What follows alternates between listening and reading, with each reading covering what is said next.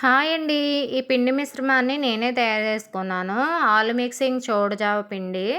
దీంట్లోని రాగులు, కందిపప్పు, మినపప్పు, పెసలు, మినుములు, బియ్యం అన్నీ వేసుకొని నేను తయారు చేసుకున్నానండి. ఇది చాలా టేస్టీగా ఉంటది. హెల్త్‌కి కూడా చాలా మంచిది.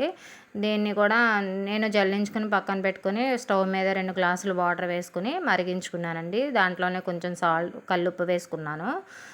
ఓ గిన్నెలోకి పిండి మిశ్రమాన్ని తీసుకొని దాంట్లోనే ఒక గ్లాస్ వాటర్ వేసుకొని చిక్కగా కలుపుకొని అందులో వేసేసానండి. బాగా ఉడికించాలి.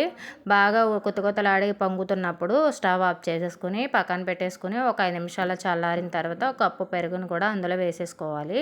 వేసేసుకొని బాగా కలిపేసుకొని మిక్స్ చేసేసుకోవాలి. బాగా పెరుగు కలిసేటట్టు దాంట్లోనే సర్వ్ చేసుకోవడమే.